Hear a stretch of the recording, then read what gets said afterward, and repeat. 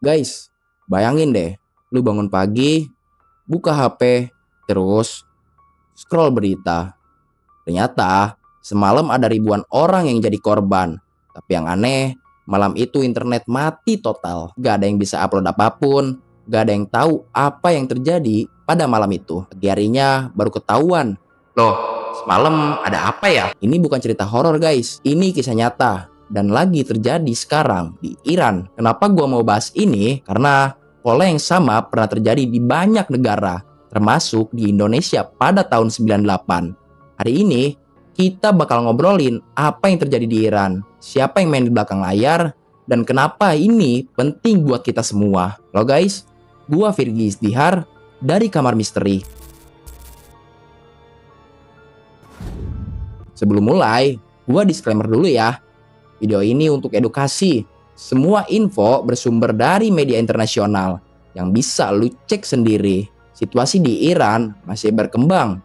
Jadi, gua nggak bilang ini 100% fakta. Anggap aja bahan diskusi buat kita semua. Kenapa gua bahas Iran? Karena guys, apa yang terjadi di sana itu mirip banget sama pola konflik internasional yang udah terjadi di negara lain. Dan dampaknya bisa sampai kantong lo juga. Jadi tonton sampai habis ya. Kalau suka konten kayak gini, jangan lupa like dan subscribe. Mari kita mulai. Jadi ceritanya gini, beberapa waktu belakangan, Iran lagi bergejolak. Ada demonstrasi besar yang bentrok sama aparat. Dan bentroknya gak main-main. Soal jumlah korban, ini yang paling seram. Pemerintah Iran belum kasih data resmi. Media oposisi Iran laporin angka yang sangat tinggi. Tapi susah diverifikasi karena jurnalis internasional dibatasi untuk ke Iran. Yang pasti adalah ini, ada pembatasan internet yang masif waktu demonstrasi. Ini bukan gue yang bilang ya. Ada organisasi independen namanya Netbox. Mereka pantau koneksi internet global. Mereka konfirmasi ada internet shutdown besar-besaran di Iran pas demonstrasi. Bayangin guys, malam itu internet mati total. Gak bisa WhatsApp, gak bisa Instagram, gak bisa apa-apa. Pokoknya gelap total. Dan di kegelapan itulah apapun bisa terjadi. Video yang beredar nunjukin adanya kekerasan. Tapi keaslian dan konteks setiap video perlu kita cek lagi ya. Yang menarik adalah metodenya sih. Matiin internet dulu, baru operasi keamanan. Ini bukan pertama kali. Pola ini udah dipakai di banyak negara lain. Yang penting gua tekanin, info yang keluar dari Iran sekarang masih sangat terbatas. Dan seringnya cuman dari satu sisi. Jadi kita harus tetap kritis ya. Nah, sekarang pertanyaannya, siapa aja sih sebenarnya yang terlibat di sini? Jadi guys, konflik kayak gini jarang yang benar-benar spontan. Pasti ada faktor eksternal. Pertama, soal media. Tadi gue sebut Iran internasional kan. Nah, media ini sebenarnya media oposisi yang berbasis di luar Iran. Dan yang menarik, berdasarkan dokumen FOIA Amerika Serikat, ketahuan kalau beberapa organisasi media dan LSM yang beroperasi terkait Iran pernah nerima funding dari program pemerintah Amerika Serikat. Ini bukan teori konspirasi ya, ini tuh dokumen publik yang bisa lo cek sendiri. Sekarang, apakah ini berarti ada campur tangan langsung? Kita nggak bisa langsung nyimpulin, tapi minimal ini nunjukin ada kepentingan geopolitik yang kompleks. Kedua, respon Amerika. Donald Trump lumayan terbuka soal ini. Dia bikin posting di sosial media yang jelas-jelas dukung demonstran di Iran. Dia sebut mereka adalah patriots. Artinya apa? Ya terserah interpretasi masing-masing ya guys. Tapi jelas, dia support perubahan di Iran. Apakah ini intervensi atau cuma dukungan politik biasa? Tergantung dari mana lo lihat. Ketiga, posisi Israel. Israel dan Iran itu musuh bebuyutan. Jadi ya wajar aja kalau Israel dukung perubahan di Iran. Menteri-menteri Israel juga udah pada bikin pernyataan publik yang dukung demonstran secara langsung. Soal operasi intelijen spesifik, itu sulit diverifikasi. Karena namanya juga sih rahasia ya. Jadi ya sulit diverifikasi. Tapi konteks hubungan Iran-Israel yang udah antagonistik selama puluhan tahun, respon kayak gini bisa diprediksi. Yang perlu kita pahami, dalam konflik internasional, semua pihak punya narasi sendiri. Pemerintah Iran bilang ini intervensi asing. Oposisi bilang ini tuh perjuangan rakyat. Amerika Serikat dan Israel punya kepentingan strategis mereka. Kebenarannya kemungkinan ada di tengah-tengah. Dan kita perlu konsumsi info dari berbagai sumber buat dapat gambaran yang balance. Sekarang, gua mau bahas sesuatu yang lebih akademik dikit. Tapi tenang, gua usahain tetap simple. Dalam studi hubungan internasional, ada yang namanya regime change operation. Kedengarannya fancy ya. Basically, itu operasi untuk ganti pemerintah suatu negara. Ini udah dipelajari di universitas internasional. Pola umumnya gini. Pola pertama, hancurin ekonomi dulu. Sebelum konflik politik memuncak, biasanya ada krisis ekonomi dulu.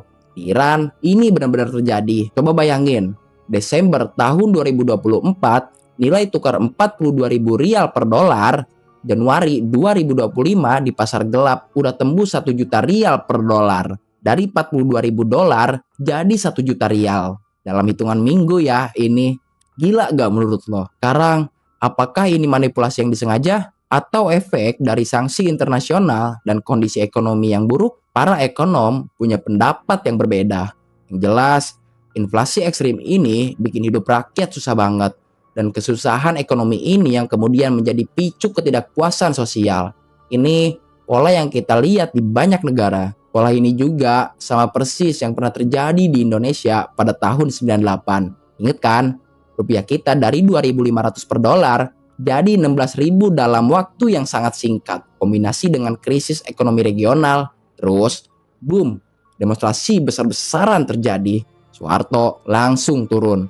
Beberapa ekonom bilang itu efek domino dari krisis Thailand. Yang lain bilang ada faktor spekulasi mata uang yang disengaja. Kita gak akan pernah tahu 100%, tapi polanya mirip kan ya. Pola kedua, media dan LSM. Dalam banyak konflik, media dan LSM punya peran penting dalam bentuk narasi. Dalam literatur studi intelijen, ada konsep soft power operation. Basically, negara besar pakai cara non-militer buat nge-influence situasi di negara lain.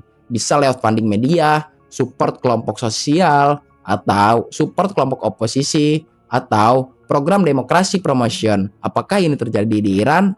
Well, berdasarkan dokumen publik, memang ada program Amerika Serikat yang ditunjukkan untuk civil society di Iran. Detail operasionalnya yang nggak akan dipublikasiin ya. Pola ketiga, kontrol informasi.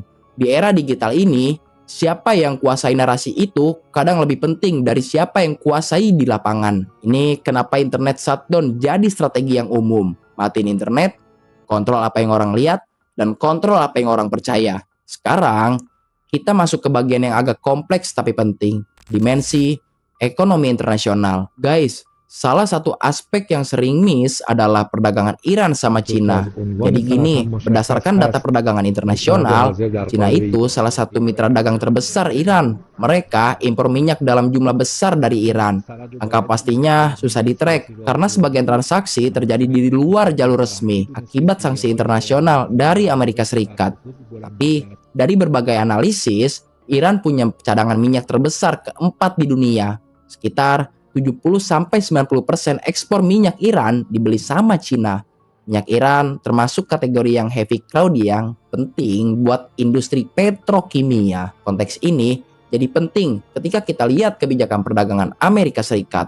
Trump udah announce kemungkinan pengenaan tarif tambahan buat negara yang masih bisnis sama Iran. Ini pernyataan publik yang bisa lo cek sendiri. Sekarang, apakah ini dirancang khusus buat serang Cina? Atau ini cuma bagian dari strategi ke Iran? Interpretasinya bisa berbeda-beda ya, tergantung dari mana ya lo lihat. Yang jelas, kebijakan ini bakal impact rantai pasokan energi global. Dan Cina sebagai importir besar dari Iran, ya pasti kena dampak lah. Respon Cina juga cukup terbuka ya kemarin. Juru bicara Kementerian Luar Negeri Cina bilang mereka nolak unilateral sanction dan bakal terus lakukan perdagangan yang sah berdasarkan hukum internasional. Ini posisi yang konsisten sama kebijakan luar negeri Cina. Jadi guys, ini bukan cuma soal Iran versus Amerika. Ini lebih kompleks. Ada dimensi Cina juga. Nah, sekarang pertanyaannya paling penting. Emang ngaruh apa sih ke kita yang ada di Indonesia? Guys, dari perspektif ekonomi, ada beberapa hal yang perlu kita perhatikan. Pertama, harga energi. Logikanya simpel nih. Kalau ada gangguan pasokan dari produsen minyak besar kayak Iran dan Venezuela, harga minyak dunia cenderung naik. Basic economy of supply and demand.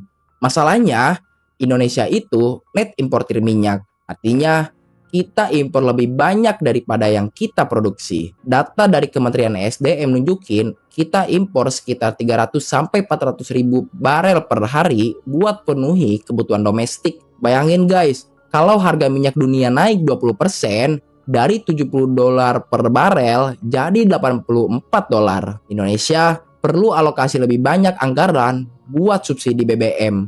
Hitungannya gini, setiap kenaikan 10 dolar per barel itu nambah beban subsidi sekitar 30-50 triliun per tahun, tergantung volume konsumsi dari nilai tukar. Itu tuh duit gede ya guys, duit yang seharusnya bisa dipakai buat infrastruktur, pendidikan, bahkan kesehatan. Kedua, hubungan dagang kita. Indonesia juga punya hubungan dagang sama Iran, meskipun gak sebesar Cina sih. Kita ekspor beberapa komoditas kayak CPO, karet, produk manufaktur ke Iran. Kalau Amerika Serikat beneran nerapin tarif tambahan buat negara yang bisnis sama Iran, Indonesia harus kalkulasikan. Worth it enggak maintain perdagangan sama Iran kalau konsekuensinya kita kena tarif tambahan dari AS. Ini keputusan ekonomi yang tricky ya guys. Ketiga, stabilitas geopolitik regional. Guys, konflik di Timur Tengah itu punya dampak global. Harga energi, jalur perdagangan maritim, stabilitas investasi, dan arus modal. Indonesia sebagai negara yang ekonominya terintegrasi sama ekonomi global, ya pasti perlu antisipasi ya. Jadi, apa yang bisa kita lakukan? Menurut gua, ada beberapa hal. Satu, percepat diverifikasi energi, tingkatin penggunaan energi terbarukan dan EV buat kurangin ketergantungan sama minyak impor. Ini bukan cuma soal lingkungan, tapi juga ketahanan ekonomi. Dua, diplomasi yang seimbang. Indonesia perlu jaga hubungan baik sama semua pihak, sama AS, Cina, Iran, tanpa harus pilih salah satu kubu. Ini tuh namanya politik bebas aktif ya. Lu inget gak? Tiga, penguatan ekonomi domestik. Fokus pada produktivitas dan daya saing supaya kita enggak terlalu terpengaruh gejolak eksternal. Empat, literasi media. Ini penting banget. Masyarakat perlu lebih kritis terhadap informasi. Jangan mudah keprovokasi sama narasi yang belum terverifikasi. Oke guys, setelah pembahasan yang panjang lebar tadi, apa sih yang harus kita lakukan? Pertama, situasi di Iran itu hasil dari kombinasi faktor internal dan eksternal. Ada masalah ekonomi domestik yang real, ada ketidakpuasan sosial yang legitimate, dan ada juga kepentingan geopolitik internasional yang bermain. It's complicated kan? Gak bisa kita simpulin hitam dan putih. Kedua, dalam konflik internasional, jarang ada satu narasi yang sepenuhnya benar. Tiap pihak punya perspektif dan kepentingan mereka sendiri. Tugas kita, konsumsi informasi dari berbagai sumber dan berpikir kritis. Jangan langsung percaya satu sumber doang ya. Ketiga, dampak dari konflik regional bisa meluas secara global lewat jalur ekonomi, especially energi dan perdagangan. Indonesia perlu antisipasi ini dengan kebijakan yang tepat. Keempat, pentingnya ketahanan ekonomi dan politik domestik. Negara dengan ekonomi yang kuat dan institusi yang solid bakal lebih tahan terhadap tekanan eksternal, apapun bentuknya itu. Dan guys, yang paling penting buat gua adalah ini. Kita perlu terus tingkatin literasi geopolitik dan ekonomi kita. Semakin kita ngerti bagaimana dunia bekerja, semakin kita bisa bikin keputusan yang bijak, baik sebagai individu maupun sebagai bangsa. Oke guys, sekarang gua mau dengar pendapat kalian. Gua punya beberapa pertanyaan buat diskusi di kolom komentar ya. Satu, menurut kalian, apa strategi terbaik buat Indonesia dalam navigasi konflik geopolitik kayak gini? Apakah kita harus lebih ke AS, lebih ke Cina, atau tetap netral? Dua, apakah Indonesia lebih cepat beralih ke energi terbarukan buat kurangin ketergantungan kita sama dinamika harga minyak global? Tiga, gimana caranya kita sebagai masyarakat bisa lebih kritis terhadap informasi yang kita terima, tapi nggak jatuh ke ekstrim, jadi terlalu skeptis atau terlalu naif? Tulis pendapat kalian di kolom komentar ya. Gua bakal baca satu-satu. Dan diskusi yang paling menarik bakal gua apresiasi. Kalau kalian suka konten analisis geopolitik dan ekonomi kayak gini, jangan lupa like, komen, dan subscribe ya. Video berikutnya, kita bakal bahas implikasi ekonomi global dari konflik ini secara lebih mendalam. Terima kasih udah menonton ya guys. Ini panjang banget. Gua ngerti dan gua tahu. Tapi gua berharap semoga video ini bermanfaat. Gua Virgi Isdihar dari Kamar Misteri. Stay informed, stay critical, and stay balanced. See you di video berikutnya. Peace out.